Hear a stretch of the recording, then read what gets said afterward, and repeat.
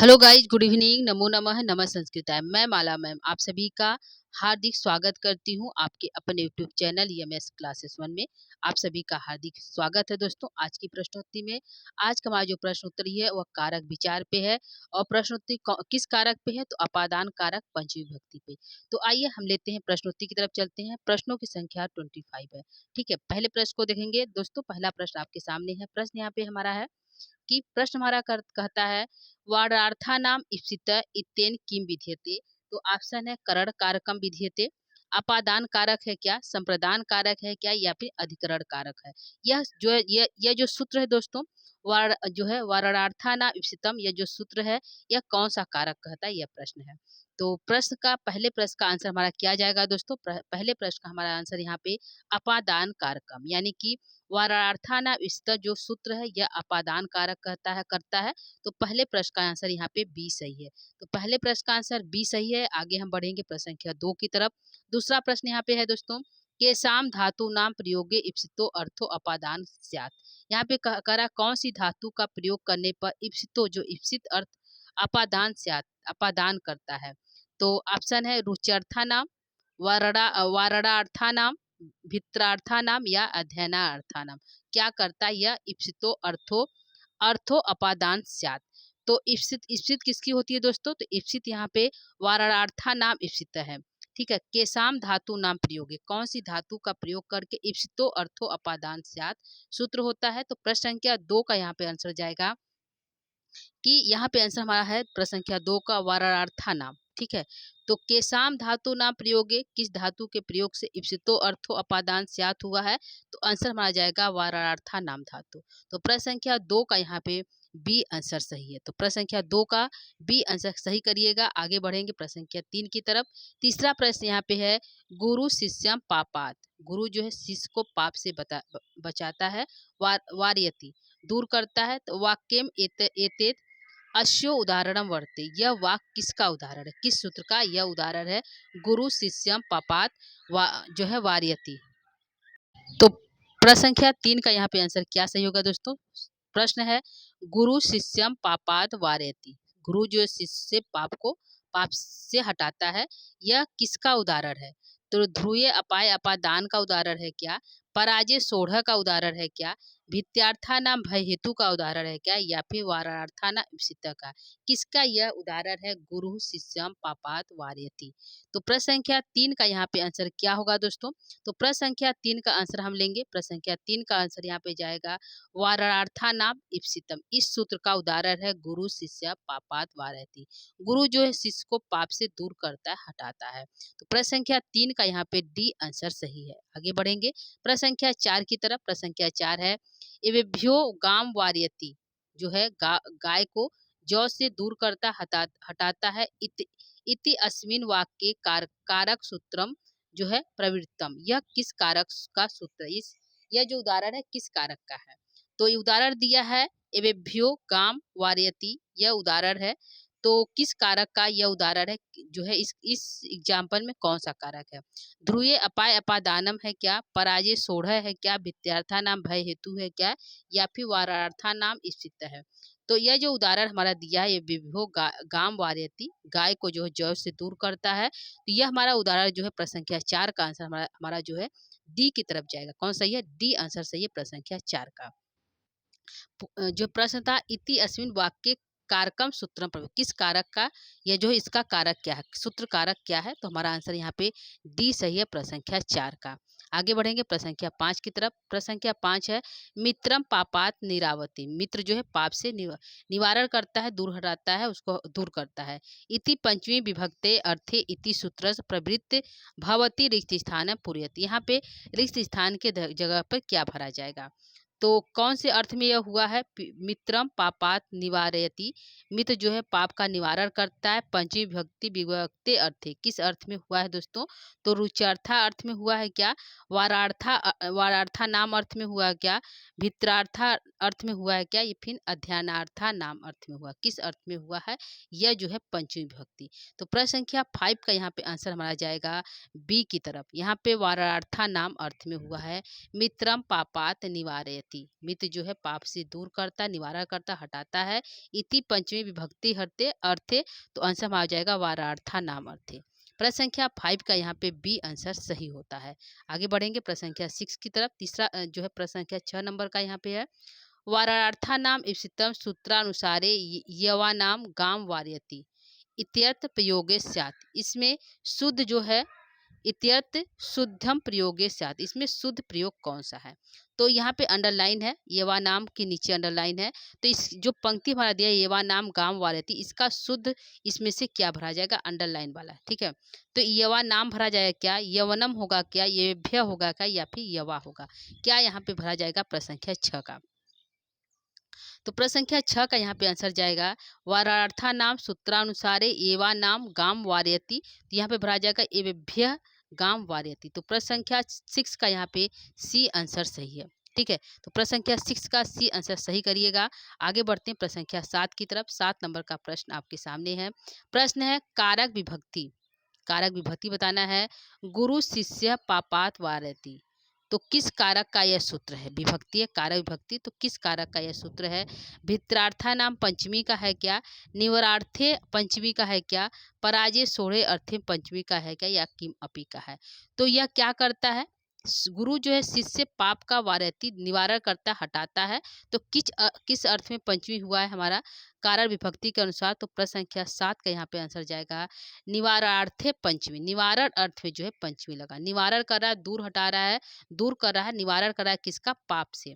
तो यहाँ पे शिष्य गुरु शिष्यम पापात वारयति, किससे दूर करता है? पाप से। तो हमारा किस अर्थ में पंचमी हुआ? तो हमारा अर्थ हुआ निवारार्थे अर्थ में पंचमी हुआ। तो प्रश्न संख्या 7 का यहाँ पे दोस्तों बी आंसर सही है। आगे बढ़ेंगे प्रश्न संख्या 8 की तरफ। प्रश्न संख्या 8 नंबर का यहाँ पे है, अंतर्थो एनादर्श दर्शनम इच्छति अत्र का विभक्ति। तो यहाँ पे पूछा कि अंतर्थो एनादर्श दर्श, यहाँ पे प्रश्न संख्या 8 है, अंतर्थो एनादर्शम इच्छति अत्र का विभक्ति। तो ऑप्शन है प्रथमा विभक्ति होगा क्या? पंचमी विभक्ति का है क्या? चतुर्थी विभक्ति इसमें इसका है क्या? या फिर सप्तमी विभक्ति? तो यह सूत्र पूछा है किसका है? इस सूत्र में कौन सी विभक्ति लगेगी? अंतर्थो एना दर्शनम इच्छति। तो प्रश्न संख्या 8 का यहाँ पे आंसर जाएगा, यह जो सूत्र है यह पंचमी विभक्ति का अपादान का पंचमी विभक्ति के अंतर्गत आता है। यह सूत्र अंतर्थो एना दर्शनम इच्छति। तो प्रश्न संख्या 8 का यहाँ पे बी आंसर सही है।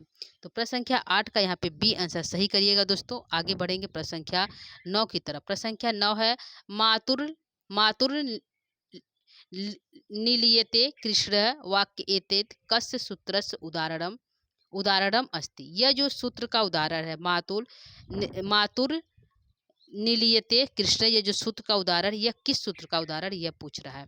तो ऑप्शन है ध्रुवम अपाय अपादानम का है क्या? पराजय सोढ़ का है क्या? अंतर्धौ एना दर्शनम इच्छन्ति का है क्या? या फिर वारार्था नाम इप्सिता का है? तो प्रश्न संख्या 9 का यहाँ पे आंसर क्या जाएगा दोस्तों? तो प्रश्न संख्या अंतर्धौ एना दर्शनम इच्छति, यह जो है सूत्र हमारा है मातुर निलियते जो कृष्ण, यह उदाहरण जो हमारा है अंतर्धौ एना दर्शनम इच्छिता का है। तो प्रश्न संख्या 9 का यहाँ पे जो है सी आंसर सही है। तो यहाँ पे प्रश्न संख्या 8 का कुछ गलत हुआ है दोस्तों, यहाँ पे जो है अंतर्धौ है, ठीक है, इसलिए यहाँ पे दिक्कत हो रहा था। यहाँ पे अंतर्धौ है, ठीक है, अंतर्धौ जो एना दर्शनम इच्छति, यह हमारा पूरा सूत्र है। तो अत्र का विभक्ति, तो आंसर में आ गया था यहाँ पे पंचमी विभक्ति। तो इसको सही करिएगा, यहाँ पे मिस्टेक हुआ है टाइप में। अंतर्धौ, ध धनुष है, धौ है, अंतर्धौ यह हमारा है अंतर्धौ एना दर्शनम इच्छति, ऐसा हमारा जो सूत्र है दोस्तों। तो इसको सही कर लीजिएगा, थोड़ा सा मिस्टेक हुआ यहाँ पे। आगे हम बढ़ेंगे, प्रश्न संख्या 9 हमारा हो गया। आगे हम बढ़ेंगे प्रश्न संख्या 10 की तरफ। प्रश्न संख्या 10 यहाँ पे मातु कृष्ण रिक्त स्थान पूर्यत। यहाँ पे मातु कृष्ण दिया है, अब कहा कि यहाँ पे जो खाली स्थान है यहाँ पे क्या भरा जाएगा? तो ऑप्शन है निलियते होगा क्या? नीलिपते होगा क्या? निलियते होगा क्या? नियते होगा क्या? या किमपि, या कोई भी नहीं होगा। क्या भरा जाएगा खाली स्थान पे? तो ये सूत्र हमारा जो है यहाँ पे जो सूत्र आया था अंतर्धौ एनाम इच्छति जो है गच्छति, जो हमारा सूत्र था यहाँ पे दोस्तों अंतर्धौ एनाम दर्शनम इच्छति, जो सूत्र है यह सूत्र के अंतर्गत द्वारा हमारा आता है कि मातु निलियते कृष्ण, ठीक है, मातु मातु निलयते कृष्ण, यह हमारा उसी सूत्र का उदाहरण है। तो प्रश्न संख्या 10 का यहाँ पे जो है आंसर माना जाएगा बी की तरफ, निलियते भरा जाएगा। ठीक है, तो शुद्ध जो है शब्द हमारा निलिपते नहीं है, निलियते है। ठीक है, तो प्रश्न संख्या 10 का यहाँ पे जो है बी आंसर सही होता है। आगे बढ़ेंगे प्रश्न संख्या 11 की तरफ। प्रश्न संख्या 11 यहाँ पे है दोस्तों, मातृ निलियते कृष्ण रेखांकित पदे किम कारकम अस्ति। यहाँ पे रेखांकित पद में कौन सा कारक है यह पूछ रहा है। तो यहाँ पे रेखांकित पद ये हमारा हो गया दोस्तों, मातुर निलियते रेखांकित पदे किम कारकम अस्ति, करण कारकम, अपादान कारकम, संप्रदान कारकम या फिर अधिकरणम कारकम। क्या होगा प्रश्न संख्या 11 का आंसर। तो मातुर निलियते कृष्ण यह जो है कौन सा कारक करता है, तो यह जो करता है अपादान कारक। तो प्रश्न संख्या जो है 11 नंबर का यहाँ का बी आंसर सही है। तो प्रश्न संख्या 11 का बी सही करिएगा। आगे लेंगे प्रश्न संख्या 12 का। प्रश्न संख्या 12 यहाँ पे कहता है आख्यातोपयोगे इतनेन किम विधीयते। तो आख्यातोपयोग जो है कि कौन सा विधि करता है, करण कार संज्ञा करता है क्या, संप्रदान संज्ञा करता है क्या, अधिकरण संज्ञा करता है क्या, या फिर अपादान करता है। तो यह भी जो सूत्र हमारा है आख्यातोपयोगी, यह भी हमारा कौन सा सूत्र है, कौन सा कारक करता है, तो यह भी हमारा जो अपादान करता है। ठीक है, तो प्रश्न संख्या 12 का यहाँ पे डी आंसर सही होता है। आख्यातोपयोगे वारार्थाना इप्सितम अंतर्धौ एना दर्शनम इच्छितम, और जो है ये सभी जो सूत्र हमारा किससे करते हैं, अपादान कारक करते हैं। और भुव प्रभुव यह भी हमारा जो है अपादान कारक करता है। तो यह सभी जो अपादान संज्ञा करते हैं। कौन कौन से, भुव प्रभुव, आख्यातोपयोगे, जनिकर्तु, वारार्थाना इप्सितम, और जो है अंतर्धौ एनार दर्शितम। ठीक है, तो ध्यान रखिएगा अख्यातो उपयोगे इत्यन किम विधीयते, आंसर में आ जाएगा अपादान संज्ञा विधीयते। प्रश्न संख्या 12 का यहाँ पे डी आंसर सही है।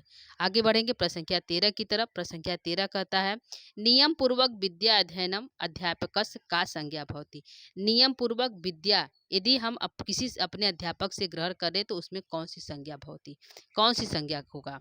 तो यह सूत्र कहता है, कौन सा सूत्र दोस्तों, सूत्र हमारा था यहाँ पे, सूत्र हमारा अख्यातोपयोगी। अख्यातोपयोगी सूत्र कहता है कि नियम पूर्वक यदि हम विद्या अध्ययन कर रहे हैं तो उसमें जो है नियम पूर्वक यदि विद्या अध्ययन करें तो उसमें पंचमी विभक्ति अपादान कारक होगा।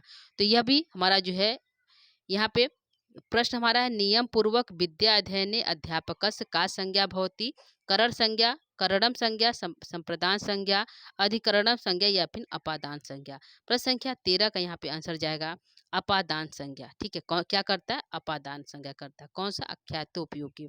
यह नियम पूर्वक विद्या अध्ययन करने के अध्यापकस में जो है यहाँ पे अध्यापकस का संज्ञा भवती, अध्यापक की क्या संज्ञा होगी, तो अध्यापक की अपादान संज्ञा होगी। प्रश्न संख्या 13 का यहाँ पे डी आंसर सही होता है।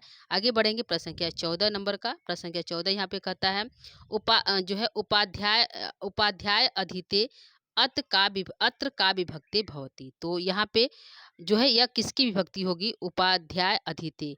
ठीक है, अध्यापक से जो है शिक्षा ग्रहण करता है, उपाध्यते अधिते। तो का विभक्ति भवती, प्रथमा विभक्ति भवती, द्वितीय विभक्ति, चतुर्थी विभक्ति या पंचमी विभक्ति। उपाध्याय अधीते अत्र का विभक्ति, आंसर में आ जाएगा यहाँ पे पंचमी विभक्ति। कौन सा होगा, पंचमी विभक्ति। प्रश्न संख्या 14 नंबर का यहाँ पे डी आंसर सही होता है।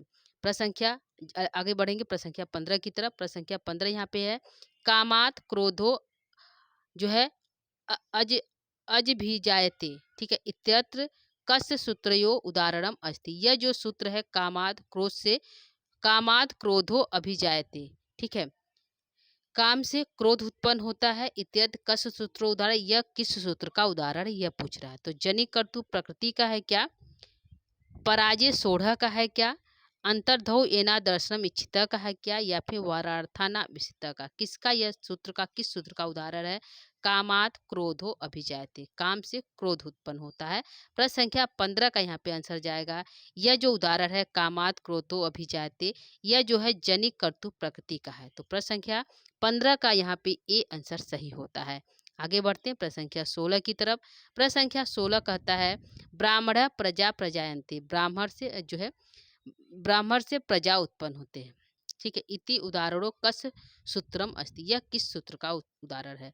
तो साधक तमम का उदाहरण है क्या, ध्रुवो अपाय अपादानम का है क्या, भित्रार्थानाम भय हेतु का है क्या, या फिर जनिकर्तु प्रकृति का है। किसका यह उदाहरण है? ब्राह्मण प्रजा प्रजायन्ते। प्रश्न संख्या 16 का यहाँ पे आंसर जाएगा, ब्राह्मण से प्रजा प्रजायन्ते उत्पन्न होते, यह जो सूत्र यह है जनिकर्तु प्रकृति। ठीक है, तो प्रश्न संख्या 16 का यहाँ पे जो है डी आंसर सही है। ठीक है, प्रश्न संख्या 16 का डी आंसर सही है दोस्तों। आगे बढ़ेंगे प्रश्न संख्या 17 की तरफ। प्रश्न संख्या 17 यहाँ पे है, कहता है खाली स्थान है पहले, क्रोधो अभिजायते रिक्त स्थान उचित पदम पूर्यते। यहाँ के रिक्त स्थान के उचित पद क्या भरा जाएगा? कामेन भरा जाएगा, कामम भरा जाएगा, कामाय भरा जाएगा, या फिर कामात भरा जाएगा।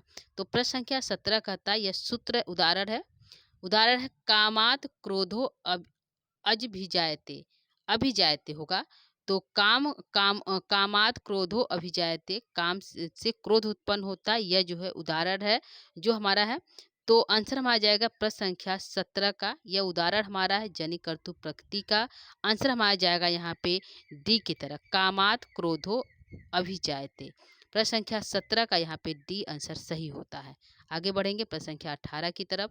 प्रश्न संख्या 18 कहता है जनिकर्तु प्रकृति, कर्तु है दोस्तों, तो जनिकर्तु प्रकृति इत्यर्थ सूत्रो उदाहरणम वाक्यम अस्ति। इस सूत्र का कौन सा उदाहरण यह पूछ रहा है। तो हिमवतो गंगा प्रभृति है क्या, ब्रह्मणाय प्रजा प्रजायन्ते है क्या, उपाध्यायाद अधीते है क्या, मातु निलियते कृष्ण है, क्या है प्रश्न संख्या 18 का। तो ब्राह्मणाय प्रजा प्रजायन्ते, ब्राह्मणाय ब्रह्मा से जो है ब्रह्मा से प्रजा उत्पन्न होते, ब्राह्मणाय। तो प्रश्न संख्या जनिकर्तु प्रकृति का उदाहरण कौन सा है? तो प्रश्न संख्या 18 का आंसर यहाँ पे लेंगे, 18 का आंसर हमारा जाएगा बी की तरफ, ब्रह्मणाय प्रजा प्रजायन्ते, ब्रह्मा से प्रजा उत्पन्न होते, यह है प्रश्न संख्या 18 का आंसर। सूत्र है जनिकर्तु प्रकृति। ठीक है, तो प्रश्न संख्या 18 का यहाँ पे आंसर जो है बी सही होता है। आगे बढ़ेंगे प्रश्न संख्या 19 की तरफ। प्रश्न संख्या 19 है, ब्रह्मणाय प्रजा प्रजायन्ते इत्यर्थ अपादानम कस्मिन पदे वर्तते। यह अपादान किस पद में हुआ है? यानी कि यह उदाहरण है ब्राह्मण प्रजा प्रजायन्ते, इस पद में चतुर्थी विभक्ति अपादान विभक्ति यानी कि पंचमी विभक्ति किस शब्द में लगा है? तो प्रजा में लगा है क्या, ब्रह्मणाय में लगा है क्या, प्रजायन्ते में लगा है क्या, या उपयुक्त सभी लगा है? प्रश्न संख्या 19 का आंसर यहाँ पे जाएगा ब्रह्मणाय प्रजा प्रजायन्ते। यह जो उदाहरण है इसमें पंचमी विभक्ति लगी, यानी अपादान कारक किस वाक्य में लगा है? तो लगा है ब्रह्मणाय में। क्या लगा है? ब्रह्मणाय, ब्राह्मण में लगा है। तो प्रश्न संख्या यहाँ पे ब्राह्मण है दोस्तों। प्रश्न संख्या यहाँ पे 19 का बी आंसर सही होता है। प्रश्न संख्या 19 का बी सही करिएगा। आगे बढ़ते हैं प्रश्न संख्या 20 की तरफ। प्रश्न संख्या 20 कहता है ब्रह्मा कमंडलाद गंगा प्रजायन्ते, ब्रह्मा के कमंडल से गंगा प्रजायन्ते बहती है, निकलती है। केन अत्र अपादान विभक्ति, इसमें अपादान विभक्ति किससे लगी है? तो साधक तमम से हुआ है क्या, ध्रुवम अपाय अपादानम से हुआ है क्या, भित्रार्था नाम भय हेतु से हुआ है क्या, या फिर जनिकर्तु प्रकृति से हुआ है? ठीक है, तो गंगा कहाँ से उत्पन्न होती है? गंगा ब्रह्मा के कमंडल से उत्पन्न होती है। तो यहाँ पे है ब्रह्मा कमंडलाद गंगा प्रजायन्ते। ठीक है, तो यहाँ पे हमारा आंसर जाएगा जनिकर्तु प्रकृति। ठीक है, तो प्रश्न संख्या 20 का यहाँ पे डी आंसर सही, ब्रह्मा कमंडलाद गंगा प्रजायन्ते, ब्रह्मा के कमंडल से गंगा उत्पन्न होती है। तो प्रश्न संख्या 20 का यहाँ पे डी आंसर सही है। आगे बढ़ेंगे प्रश्न संख्या 21 की तरफ। प्रश्न संख्या 21 कहता है हिमवतो गंगा प्रभवती, हिमालय से गंगा प्रभावित होती निकलती है। एतत् वाक्यम कस्य सूत्रस्यो उदाहरणम भवितु या शक्नोति। तो प्रश्न संख्या 21 का आंसर क्या जाएगा? किसका यह उदाहरण है? हिमवतो गंगा प्रभवती। भुवम भुवश का है, प्रभवश का है क्या, ध्रुवम अपाय अपादानम का है क्या, भित्रार्था नाम भय हेतु का है क्या, या जनिकर्तु प्रकृति का? किसका यह उदाहरण है? हिमवतो गंगा प्रभवती। प्रश्न संख्या 21। प्रश्न संख्या 21 का आंसर यहाँ पे क्या सही होगा दोस्तों? तो प्रश्न संख्या 21 का यहाँ आंसर जाएगा भूव प्रभवस। यह जो है हिमवतो गंगा प्रभवती, यह सूत्र कहता है जहाँ से निकलती है गंगा भूव प्रभवस, उसमें चतुर्थी विभक्ति जो पंचमी विभक्ति लगती है। तो गंगा कहाँ से प्रभावित होती है, प्रवाहित होती है? तो हिमालय से, तो हिमवतो में पंचमी लग गया है। ठीक है, तो हिमवतो गंगा प्रभवती एतत् वाक्यम का सूत्र उदाहरण आंसर जाएगा भूव प्रभवस सूत्रम उदाहरण। 21 का यहाँ पे ए आंसर सही है। आगे लेंगे प्रश्न संख्या 22 को। प्रश्न संख्या 22 है, भुव प्रभवस्य सूत्रस्य उदाहरणम इदम अस्ति। तो यह इस सूत्र का कौन सा उदाहरण है? तो हिमवतो गंगा प्रभवती है क्या? ब्राह्मण ब्राह्मण प्रजा प्रजायन्ते है क्या? उपाध्याय अधीते है क्या? या मातु निलियते कृष्ण है? क्या उदाहरण है प्रश्न संख्या 22 का? तो प्रश्न संख्या भुव प्रभवस का उदाहरण यहाँ पे है हिमवतो गंगा प्रभवती। तो 22 का यहाँ पे ए आंसर सही है। आगे बढ़ेंगे प्रश्न संख्या 23 की तरफ। 23 है, हिमवतो गंगा प्रभवती। यहाँ पे जो हिमवतो इत्यर्थ रेखांकित पदम किम सूत्र से अस्ति, यह जो है रेखांकित पद है, यह किस सूत्र से हुआ है? तो पराजय सोढ़ से हुआ है क्या? ध्रुवम अपाय अपादानम से हुआ है क्या? भित्रार्था नाम भय हेतु से हुआ है क्या? या फिर भुव प्रभव से? किससे यह हिमवतो जो अंडरलाइन है इसमें जो है किस सूत्र से इसमें लगा हुआ है? पंचमी विभक्ति अपादान कारक। तो प्रश्न संख्या 23 का यहाँ पे आंसर जाएगा भुव प्रभव सूत्र से यहाँ पे हिमवतों में लगा है पंचमी विभक्ति। तो प्रश्न संख्या 23 का यहाँ पे डी आंसर सही है। आगे बढ़ेंगे प्रश्न संख्या 24 की तरफ। 24 है, गंगा हिमालय से निकलती है का संस्कृत अनुवाद अस्ति। संस्कृत अनुवाद कीजिए। तो प्रश्न संख्या 24 का संस्कृत अनुवाद क्या होगा? तो गंगा हिमालय से निःसरति, गंगा हिमालय से निकलती, यह होगा क्या? गंगा हिमालयम निसरती, यह होगा क्या? गंगा हिमालयात निसरती होगा क्या? या गंगा हिमालय निसरती होगा? क्या सही होगा प्रश्न संख्या 24 का आंसर? तो प्रश्न संख्या 24 का यहाँ पे आंसर लेंगे दोस्तों, गंगा हिमालय से निकलती है, इसका संस्कृत अनुवाद होगा गंगा हिमालयात निसरती। प्रश्न संख्या यहाँ पे 24 का जो है सी आंसर सही है। ठीक है, आगे बढ़ेंगे प्रश्न संख्या 25 की तरफ। आज का अंतिम प्रश्न है गंगा विभक्ति, अरे सॉरी दोस्तों, कारक विभक्ति जो है यहाँ पे ब्राह्मण प्रजा प्रजायन्ते, यह उदाहरण है किस कारक का है? करण कारक का है क्या? कर्ता कारक का उदाहरण है क्या? अपादान कारक का है यह है या फिर संप्रदान कारक है? यानी कि कारक विभक्ति हुई है, यह उदाहरण है ब्राह्मण प्रजा प्रजायन्ते, यह उदाहरण है। तो किस कारक का उदाहरण यह पूछ रहा है? तो 25 नंबर प्रश्न का यहाँ पे आंसर जाएगा, यह जो उदाहरण है ब्राह्मण प्रजा प्रजायन्ते, ब्राह्मण जो आंसर में आ जाएगा अपादान कारक का उदाहरण है। किसका है? अपादान कारक का उदाहरण है ब्राह्मण प्रजा प्रजायन्ते। तो 25 का यहाँ पे जो है सी आंसर सही होता है। तो यह रहा दोस्तों आज का हमारी प्रश्नोत्तरी 25 यहाँ पे कराया गया जो है अपादान कारक पंचमी विभक्ति से। ठीक है,